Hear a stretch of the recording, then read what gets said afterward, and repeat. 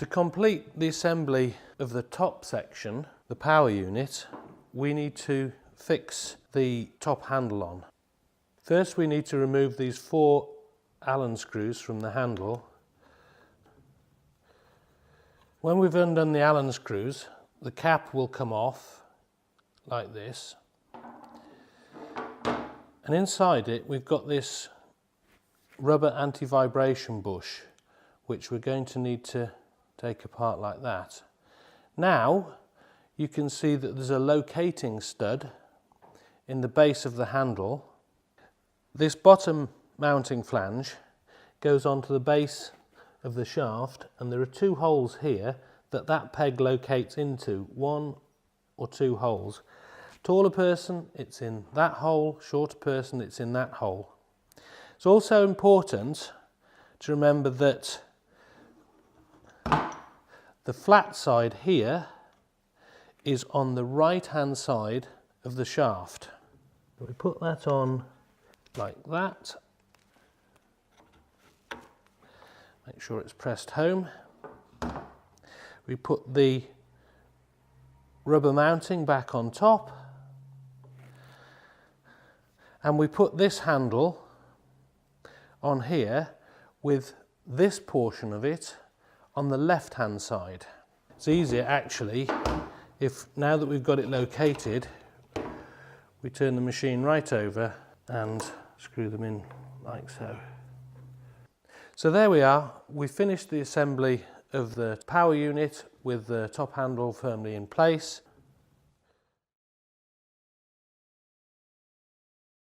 This nut here is for securing the steel brush cutting blade. So as we're not putting this on at the moment, we don't need this, or this here. This washer here also holds on the steel cutting blade. So we'll move those out the way. What we will need is this, which is the safety guard to go around the nylon line cutting head. Packed inside here is a toolkit which has all the tools that you will need to assemble the cutting head. Just take these bits off here, save us losing them. The guard goes on this way up with those bolts through those 2 holes.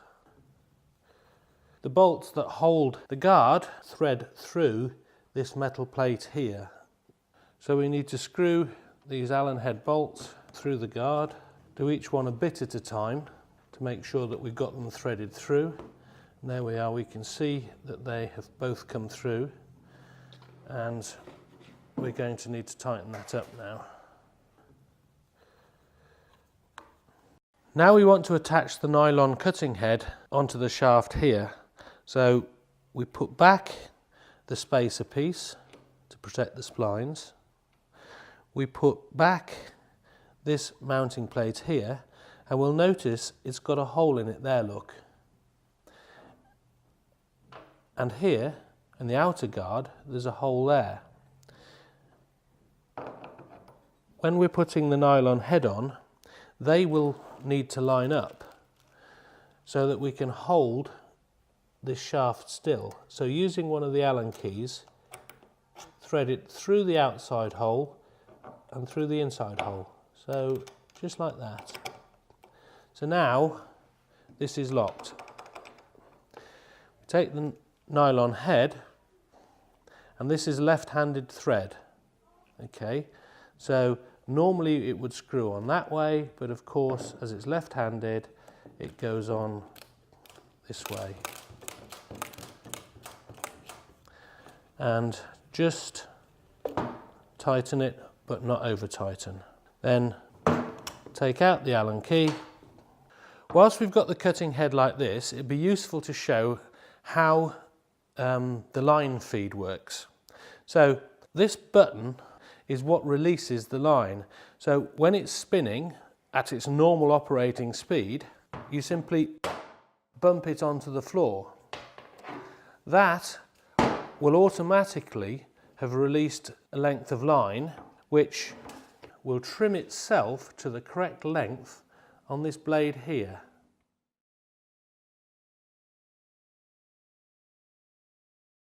We want to connect the nylon head cutting shaft now to the power shaft. So what we do, first of all, is to slacken off this wing nut here and then pull out and twist this little guide pin here so it locks in the out position. This plastic bung here now needs to be removed. We need to remove this plastic cap from the end of this shaft here. We have a square male here which fits into the square female here. What we will see on this side of the shaft is the location hole for the pin that we just pulled out a second ago. If we've got it correct, they shall slide in all the way like that, and now we can release that clip there so that that has located and they won't come apart.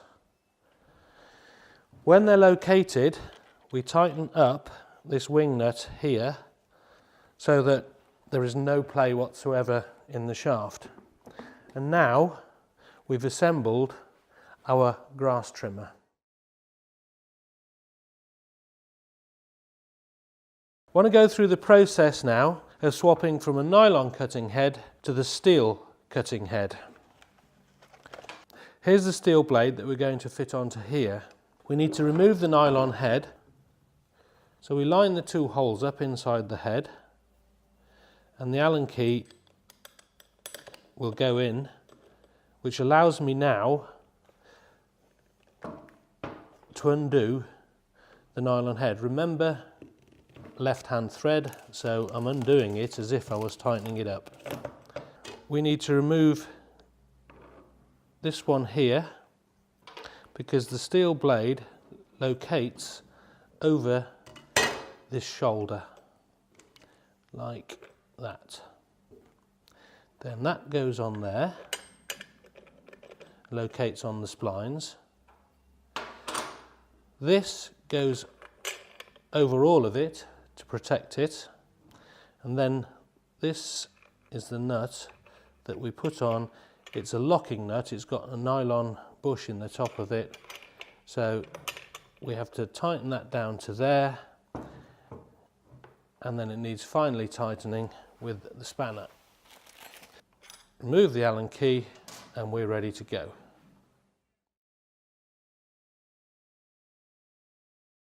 And this is the extension shaft that we're going to fit into here. We need to make sure that we're fitting the correct end of the extension shaft into this housing here. There are two ways of knowing. First of all, the instruction label is closer to this end, is close to the correct end, and also the hole, the locating hole here, is smaller and closer to the end than this one, which is a larger hole further down. And finally, this end of the shaft is a square and this end of the shaft is multi-splined. The multi-splined end goes in the hedge trimmer. We're going to insert this shaft into this housing. First of all, we slacken off the retaining nut and the locking nut and remove this rubber bung. When we look into the bottom of the housing, we can see the multi-spline socket that the shaft is going to fit into. First of all, it's important that we get this shaft located, and it's located. I can check that the inner shaft is correctly located because when I try to turn the square, I find there's a resistance there, so that tells me that it's correctly located. Now we need to, going round so we can see they're in line. Now we've got the shaft located, which we can see it won't move. We need to just tighten up this Allen thread here, and now we just need to tighten up the clamp. We're going to go through the procedure of connecting the long reach hedge trimmer attachment to the power unit. It's exactly the same as when we connected the nylon cutting head. So In here we've got a square male shaft that will need to line up with the square female shaft inside the power unit. We look in here, we will see the square female shaft. To be sure that you've lined them up correctly, you might want to use a small pair of pliers to just gently turn the inside shaft to as close as where you think it needs to be, to then join the two together like that. Now they're joined together, we need to release this button here, and if we just slowly turn the shaft, we'll see it locate there. So that's got it, it's located in and it's all connected up. So just all we need to do now is tighten the wing nut and we're ready to go. Supplied with the machine comes this small 2-stroke mixing bottle, which has got all the measurements you need for the different 2-stroke strengths. This only just fills a tank full, so I actually prefer to use a 5-litre container and 100 ml of semi-synthetic 2-stroke oil. So I fill the container with 5 litres of standard unleaded petrol, then simply take the top off my 100 millilitres of semi-synthetic 2-stroke oil, give it a good shake to make sure that the oil is mixed in with the petrol, and now we're ready to go. To get the machine started, we need to put the 2-stroke petrol oil mixture in the tank. We can fill the tank with pre-mixed 2-stroke oil and petrol.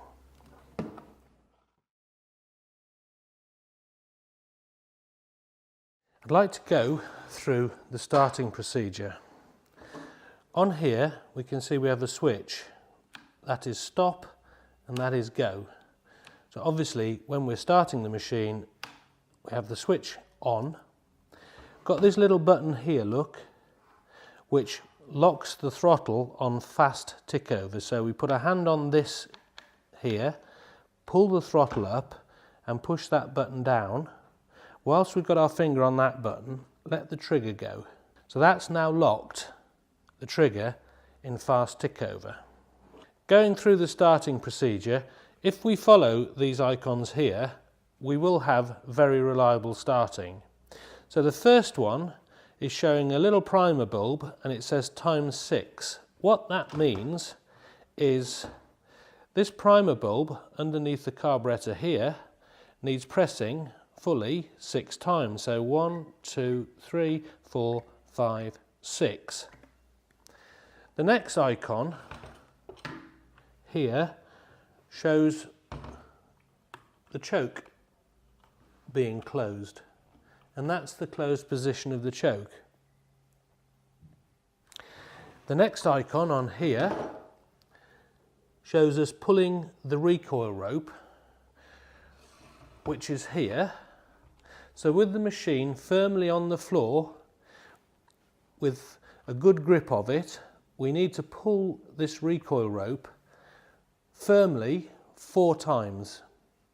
The machine will probably have fired, but it won't start at that point. And if it does, it will stop. What we next do, the next icon shows us closing the choke. So now, the final icon shows us pulling the rope to start it. We pull the rope, the machine will start. So leaving it running on fast tick over for 15 or 20 seconds will allow the engine to warm up a little.